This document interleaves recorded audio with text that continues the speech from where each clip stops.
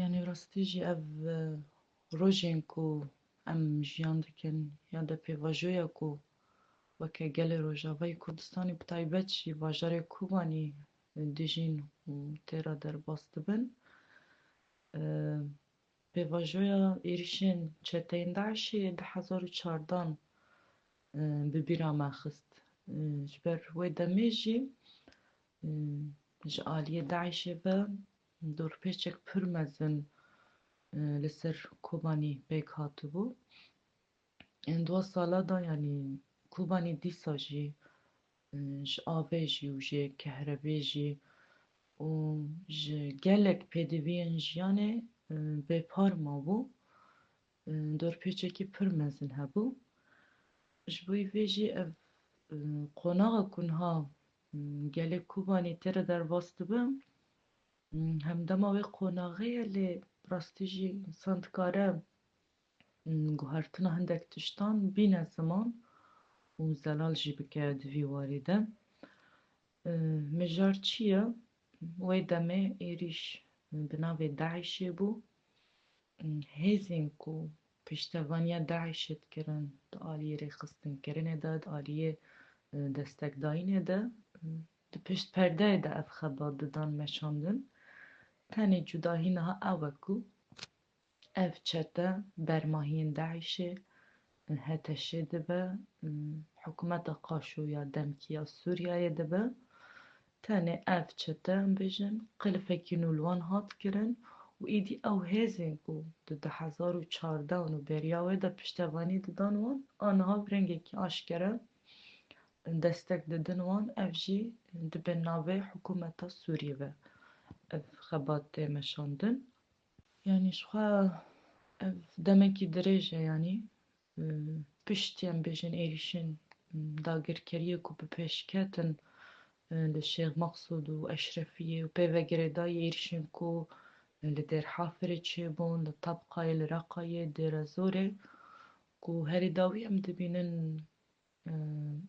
yanî aliyê Kobanî û Cizîrê qutbînek di navberî wê de pêk hat.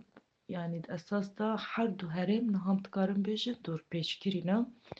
Lê rewşa Kobanî hindekî cudatir e, bi rastî jî niha Kobanî ji gelek eniyan ve eniyên şer hene yanî cebhen em dikarin bêjin şer û pevçûnên dijwar lê pêk tê. Bi rastî jî tevî ku ev çend rojin qaşo agirbest hatiye ragihandin, heta ev agirbest 15 rojên din jî hat dirêjkirin, lê rojane binpêkirin heye ji aliyê çeteyan ve êriş bi ser Kobanî û gundawarên vê ve tên ev êriş jî tên şopandin, tên belgekirin. Li kêlek êrişên ku pêk tên ji xwedixwazin bal bikişînim ser vê xalê. Gelek gundawarên Kobanî em bêjin bi rastî jî rojane kêriyarên van çeteyan jiyan dikin. Yani ji ber gelek gundên Kobanî nêskî Sirînê ne, ji ber nêskî Eyn Îsa ne û ev her du bajarok jî niha bi temamî di destê çeteyan de ne. Ji bo vê jî ji van her du bajaran çete xwe digihînin gundewarên Kurdan, gundewarên Kobanî û zextekî mezin li ser va gela heye û metirsiyekî mezin jî tê jiyîn. Tevî hemû şert û mercên heyê, tevî dorpêça dijwar, şer û pevçûnên dijwar, komployên ku em niha li beramberî gelê Rojavayê Kurdistanê dijîn, bi rastî jî gel yani her bendewariyê wan ji serkeftinê hene.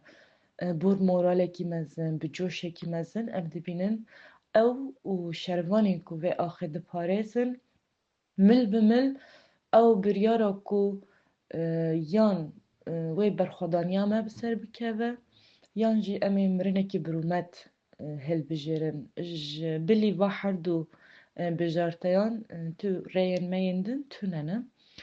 Biryara gel ev e, biryara şervanên ku niha li vir ev e û bi taybet wekî jin bi rastî jî pêşengtiyekî pir mezin ji vê qonaxê re dikin. Ev rojên ku em jiyan dikin, ev coşa heyî, moralên heyî براستی جی دورپیچه هیی و شر و پفچنین کو به پیش دکevin bi taybet 26 mehêjî ku salvegera serkeftina berxwedaniya Kobanî ye carekî din ew rih zindîtir dibe. Ew rihê em bi şêmberî niha di jiyana xwe de jiyan dikin. Ew qas sal bi rastî jî li ser vê rojê re derbas dibe. Ji 2015 heta niha ve lê di vê navberê de û bi vê wesîleyê di dûrpêç û rewşa heyî de gelê Kobanî carekî din bi vê rihê zindî bi civata ku li dora agiran digerînin bi çekên xwe, bi rextên xwe, bi biryara xwe, bi morala xwe û bi sekna xwe carekî din vê teqez dikin. Ev axiya me ye û em li vir in û em ê her tim jî parastina vê axê bikin. Ji xwe ger em behsa aliyê mirovî Kobanî bikin em bêjin rastî jî aloziyekî pir mezin tê jiyan kirin. Ji xwe niha heta ez dikarim bêjim Kobanî navenda Kobanî biçûk e lê bi rastî jî halî hazir de dilê wê pir mezin bûye. Anha koçberên ku ji gelek bajaran ber bi Kobanî ve hatine hene ji Tabqa hene, ji Reqa hene, ji Eşrefiyê, ji Şêx Mexsûd hene, ji gundewarên ku niha bûne xetên şer, xetên pevçûnan di Kobanî de hene em bêjin. Kobaniyan em bêjin malên xwe ji bo wan vekiriye ji ber ku rastî jî hejmar hindekî zêde ye. Îdin mal têrê nakin. Ji bo vê di dibistanan de, di danîngehan de, di baxçeyên zarokan de em bêjin di gelek ciyên cuda de ev koçber hatine bêcehkirine û pêdiviyên jiyanê li gor şert û mercên heyî ji bo wan tên peyda kirin. Li kelek vê bi rastî jî rewşa bajar ji her alî ve ne baş e. Kobanî niha bê av e, bê kehrebe ye. Krîza em bêjin înternêtê jî herî dawî derket. Sûtemenî ber bi xelasiyê ve ye. Pêdiviyên jiyanê rojane ji bajar kêm dibin ji ber niha bajar ji her alî ve dorpêşkirî ye. Ji bo vê jî yanî ez dikarim teqez bikim ku anha çarenûsa bi hezaran welatiyên ku di Kobanî de jiyan dikin ne yanî ber bi nediyariyê ve diçe û ev dorpêç dirêjtir bike, berdewam bike dê aloziyên mirovî yên pir mezin xwe bidin der û ez vê xalê jî bal bikişînim li ser. Hatipayîn ku ji ber sermaya zêde, ji ber nebûna derfetên jiyanê û tenduristî gelek zarokan heta niha jî mixabin ku jiyana xwe ji dest danin.